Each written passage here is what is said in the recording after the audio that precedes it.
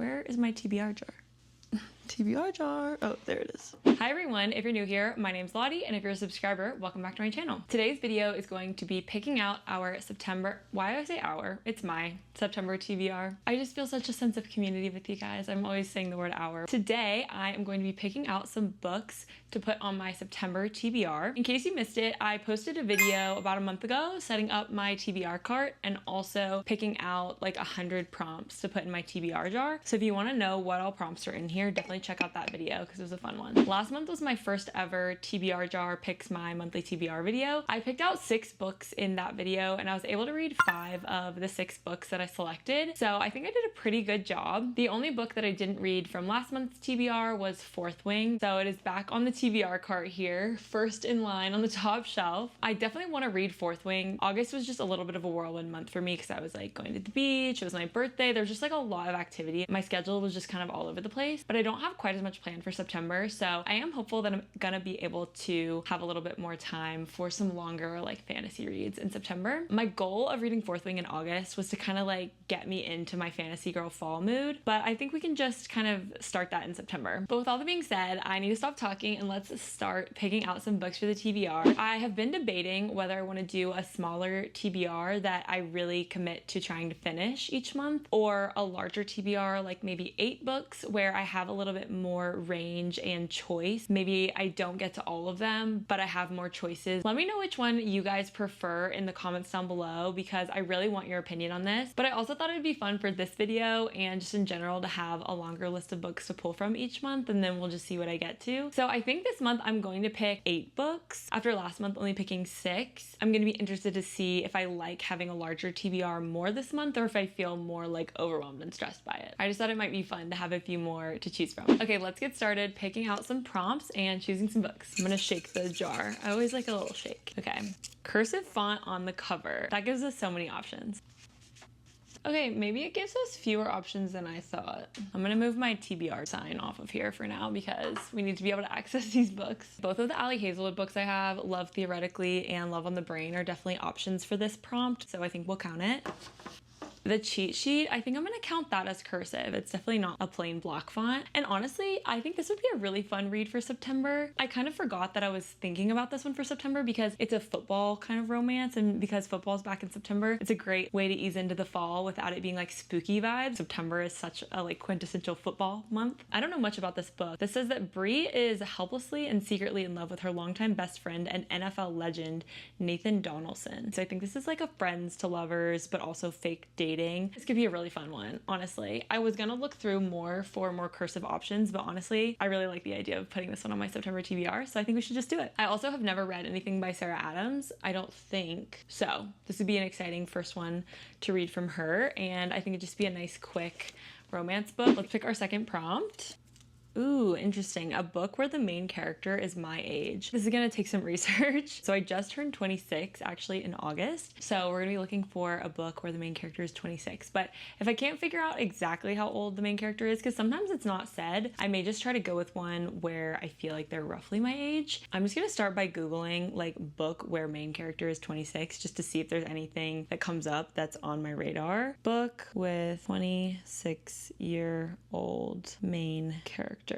Okay, we got a lot of 24-year-olds. I found a 27-year-old. Oh, The Wishing Game. Lucy is 26 years old, but I've already read that. That would have been a good one. 25, 29. Okay, I think I found one, but I don't have it on my physical TBR, so I may just do it as a Kindle read, called The Good Part by Sophie Cousins. It was published in November of last year, and I have one friend who's read it and gave it 5 stars. But the book description says, a downtrodden 26-year-old wakes up to the life she's always wanted, but is it really a dream come true? At 26, Lucy Young is tired of fetching coffees for senior TV producers, tired of going on disastrous dates. She could quit her job for a better living, but she's not ready to give up on her dreams. After another diabolical date lands her in a sudden storm and no money for bus fare, Lucy finds herself seeking shelter in a tiny shop where she stumbles upon a curious wishing machine. Lucy closes her eyes and wishes with everything she's got. Please let me skip to the good part of my life. When she wakes the next morning to a handsome man, a ring on her finger, a high-powered job, Lucy can't believe this is real. Has she really skipped ahead to the future she's always wanted? wanted, or has she simply forgotten a huge chunk of her life? Can she go back? And if so, does she want to? Interesting. So yeah, it's called The Good Part. I've literally never heard of it until right now. I've definitely read some books I feel like kind of similar, which is In 5 Years by Rebecca Searle, as well as This Time Tomorrow by Emma Straub. These like time travel type books. That one is definitely on my radar. It seems very centered around like being 26. So also I'm curious about Margot's Got Money Troubles because I really want to read this one, and I don't know how old Margot's supposed to be. Oh, she's 20. Boo. Not quite. Let's do The Good Part. So that is the second book on my September TBR. Okay, third prompt for the TBR. Oh, I've got two. Let me put this one back. A book with the color blue on the cover. Okay, Divine Rivals technically has blue on the cover. It's not like a blue cover, but I think it counts. I really need to read Into the Dark at some point soon. This one like kind of has blue, but not really. It's kind of like a blue-gray to me. Do we count Leather and Lark as blue, or is this green? What do you guys think? I think it's blue. It's teal. Teal is green though, isn't it? This is blue though. These are blue. That's more green. I think it counts. This is an option, I think. This feels like a spookier, like, September read, for sure. I could do Things We Never Got Over, but I'm like, what happened to Fantasy Girl Fall? I feel like I've picked a romance and, like women's fiction. I'm like, I want to get some fantasy. I also feel like this seems like a spring read to me, though. One to Watch definitely has a blue cover. Such a Fun Age has a blue cover. Beartown has a blue cover. The Nightingale is definitely a blue cover, but I just don't know if I'm ready for another Kristen Hanna. She, like, ruined me last month. The House in the Cerulean Sea, I feel like, has a blue cover, or at least has blue. Did it say has a blue cover or blue? It just says a book with the color blue on the cover, so we'll count it. Okay, I think I might pick Leather and Lark, you guys. I feel like I need to go ahead and read this before I forget everything that happened in Butcher and Blackbird, and I want to just kind of knock it out, I think, because I also want to see it on my bookshelf next to Butcher and Blackbird. I think they'd be cute, and I think it's good for me to go ahead and try to finish series that I'm in the middle of. So even though I'm not like that excited about this one, I think it's a good September vibe, and I think it would be good to just go ahead and knock that one out. So I'm gonna go with Leather and Lark for a book with blue on the cover. Okay, let's pick our fourth prompt.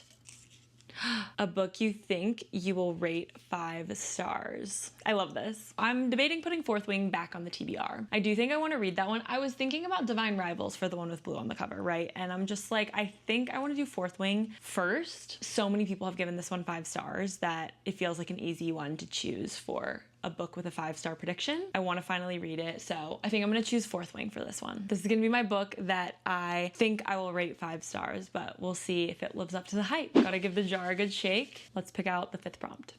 A book you're in the mood to read. Okay, love this. I love that I put this in here for myself. A book I'm in the mood to read. Let's see. Honestly, maybe Assistant to the Villain. This one's been sounding really good lately, and I think it'd be a great September read. Also, the red sprayed edges are kind of crazy. What else am I in the mood to read? Maybe Bride, but I kind of think this would be a fun October read. So actually I'm gonna put this one back. Reckless, I'm kind of in the mood to read. I've heard such good things about the 4th book in the Chestnut Spring series, and I've been reading one a month of these books for the past 3 months. This is the 4th one. So I feel like I need to read Reckless this month in order to keep up my tradition. I feel like I should read this one, but mood to read? I think maybe Assistant to the Villain, honestly. Like, I'd love to read this one and start this one today even. Here's the premise for this one. It says, with ailing family to support, Evie's employment status isn't just important, it's vital. So when a mishap with Renadon's most infamous villain results in a job offer, naturally she says yes. Don't find evil so attractive, Evie. Now, Evie must not only resist drooling over her boss, but also figure out exactly who is sabotaging his work and ensure he makes them pay. After all, a good job is hard to find. This one just seems so fun. So I think I'm gonna pick Assistant to the Villain, honestly. This one seems just like a great September choice to kind of get me in the spooky vibes and the fantasy vibes. I love that I got to pick a mood read book because I think I've been really excited for this one for a while. That's 5 books. I think let's do 3 more. So this is prompt 6, I think.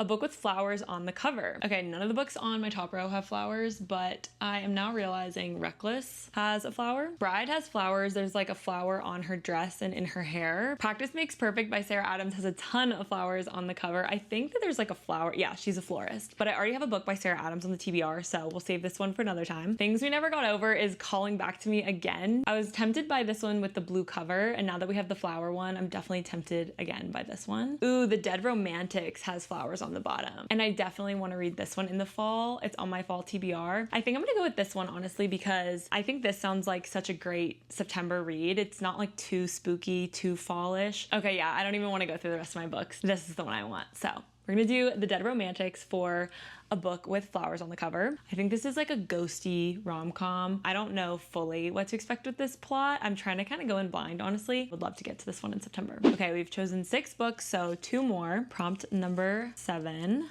A book that is under 300 pages, so a shorter read. The one that comes immediately to mind for me is The Storied Life of A.J. Fikry. This one is 258 pages, I believe. I've definitely had my eye on this one. I heard in some reviews recently that it's a little bit more of like a cozier read, so definitely on my mind for fall. Okay, the only other book from my Goodreads TBR that's calling out to me that's under 300 pages is Legends and Lattes by Travis Baldree. I think this one could be more fun when I get fully into spooky season, like October, November. So I'm a little less intrigued for September specifically. A lot of the ones that are on my TBR that are under 300 pages are more like nonfiction, like self-help type books that I'm just not that interested in reading this month, honestly. Expiration Dates by Rebecca Searle is definitely on my TBR, and I would love to read that one, but I think it's a little bit more of like women's fiction, magical realism type of a book, which, considering we already have The Dead Romantics as well as The Good Part, I'm not as interested in reading Rebecca Searle this month. I think I'm just gonna go with The Storied Life of A.J. Fikry, and I've heard such great things about this one, honestly, and I really loved Tomorrow and Tomorrow and Tomorrow by Gabrielle Zevin,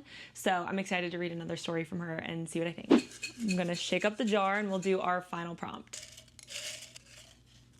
A book from Goodreads Choice Awards. I like this prompt. It doesn't specify which year of Goodreads Choice Awards, so I think it just needs to have been part of Goodreads Choice at some point. But let's start by looking at 2023, and then if I don't see anything on there that I'm interested in, we'll keep going back till I do. I'm looking at the 2023, I'm looking at the best fantasy nominees. So Tress of the Emerald Sea was nominated, so this is an option. Emily Wilde's Encyclopedia of Fairies was nominated, so this is another option. I kind of think this one, again, could be a fun one for later in the fall, like October, but we only have so many books and so much time, so I also don't want to push it all off into like later fall. So I don't know, this one's not like calling me right now per se. There's also The Unmaking of June Farrow is on this list. This one's definitely calling to me the most. This feels like a good September level of fantasy. Okay, I think I'm gonna go with The Unmaking of June Farrow for this one. Those are our 8 books. Let's recap. First, I chose a book with cursive font in the cover, and I chose The Cheat Sheet by Sarah Adams. Next, I chose a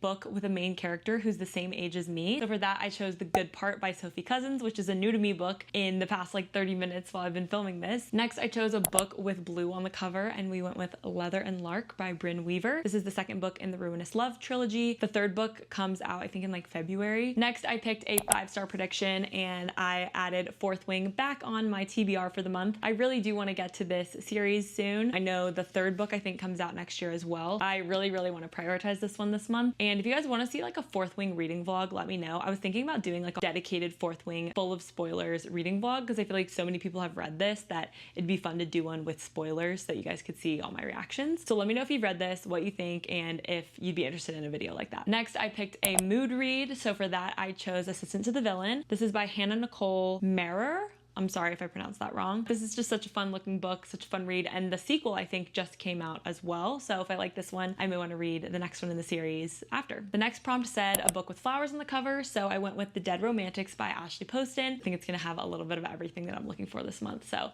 excited to hopefully read this one in September as well. Then I chose the prompt, a book under 300 pages, so for that we're gonna go with The Storied Life of A.J. Fikry by Gabrielle Zevin. It seems like the perfect kind of book to binge on just like a cozy rainy Sunday, so I'm hoping I find the time to do that this month with this book. And the 8th and final prompt we pulled was a Goodreads Choice Awards book. This one didn't win a Goodreads Choice Award, but I figured we could do any book that had been nominated. So this one was nominated in 2023 for Best Fantasy, and that's The Unmaking of June Farrow by Adrienne Young. So these are all of my September TBR books. I'm hopeful to get to these this month and can't wait to film reading some of them in vlogs for you guys. If you want to see what I'm reading in real time, be sure to follow me on Goodreads. I'm always updating the books that I'm reading on there, so that's a great place to go if you want to see what I'm reading. If you made it this far in the video, comment down below with the fall leaves emoji so I can see who made it to the end, and I'm also just so excited for fall, so I thought it'd be a fun one. Also, don't forget to let me know if you like a bigger TBR or a smaller, more targeted TBR. I feel like I might kind of like switch it up each month just depending on how I'm feeling. And I think that's gonna be it for today's video. Thank you all so much for watching, and I will see you in my next one. Bye!